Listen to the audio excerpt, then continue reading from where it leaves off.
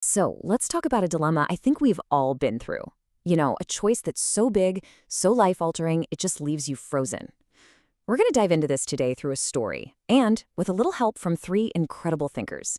Søren Kierkegaard, Simone de Beauvoir, and bell hooks. We're going to figure out what it really means to take the leap. I mean, have you ever been truly, utterly stuck? The kind of decision where every path forward feels like it could be the one, but also feels terrifyingly wrong. It's that dizziness that comes with freedom, right? That nausea of having so many possibilities that you just can't move. Okay, so let's meet she. Now, when we say she's at the edge, she's not on some dramatic cliffside. Nope, she's at her kitchen table. It's a Tuesday morning. But existentially, oh yeah, she is right on the verge of a choice about commitment that is going to change, well, everything. So what's the big dilemma? It's that classic push and pull.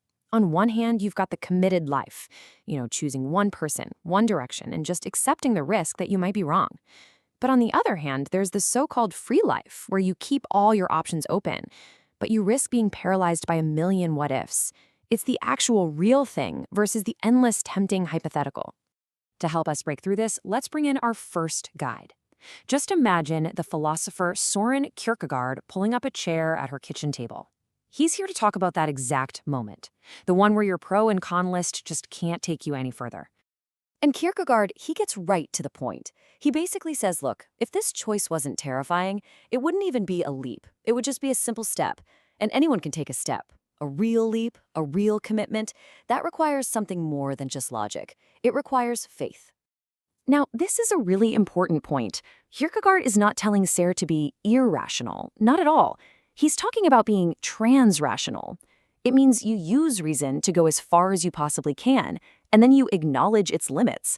The next move isn't against reason, it's just beyond it. So what happens if S just stays at the table? What if she doesn't leap? Well, Kierkegaard has a pretty stark warning. That freedom of keeping all your options open, it actually sours and turns into paralysis. And the self that refuses to commit, it doesn't stay open and free. It actually starts to shrink. It grows inward. Because you see, not choosing, that is its own choice. And it comes with a heavy price. All right, so Kierkegaard has laid out the challenge. Now let's see how our next thinker builds on this. Enter Simone de Beauvoir.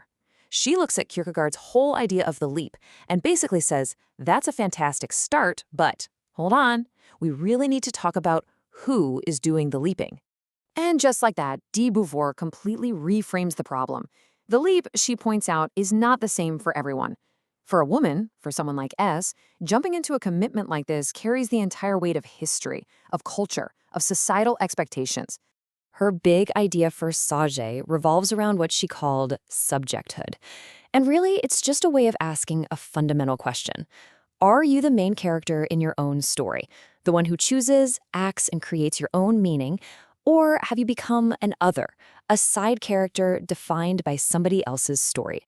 So for S, the fear isn't just about making the wrong choice. It's a much deeper fear, one rooted in a long history, where, for women, love often meant sacrificing a part of yourself. De Beauvoir's challenge to S is this. Can you leap into this commitment as a full and equal person, a subject, and not as an object whose job is to support someone else's life? And finally, our third guide, the brilliant Bell Hooks, arrives. And she's the one who takes these huge abstract ideas and brings them right back down to Sanja's kitchen table. She's here to talk about love not as some grand destination, but as a daily, revolutionary practice. And what Bell Hooks puts on the table is just a game changer. Love, she says, is not a passive feeling you just fall into. It's not a noun. Love is a verb. It's an active practice. It's the work you do every single day. The caring, the listening, the honesty, the recognition. This quote, it just says it all, doesn't it? If these big ideas about faith and freedom don't actually help you on a normal Tuesday morning, then what's the point?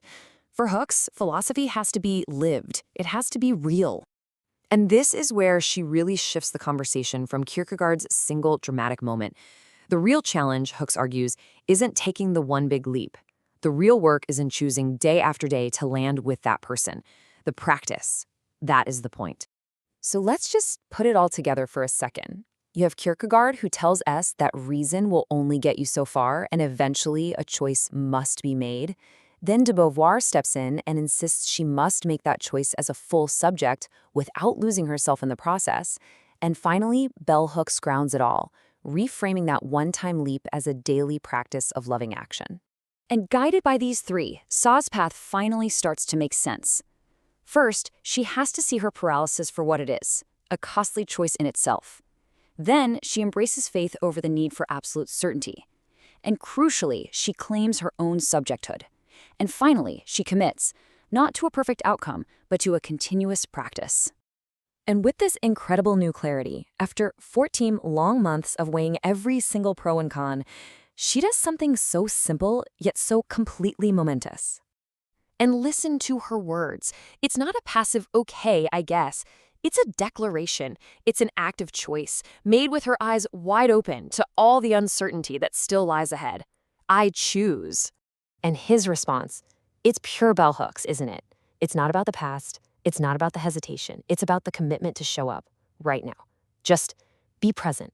3 simple words. And with those words, S lands. She finally moves out of the hypothetical world of what-ifs and into the actual world of the here and now.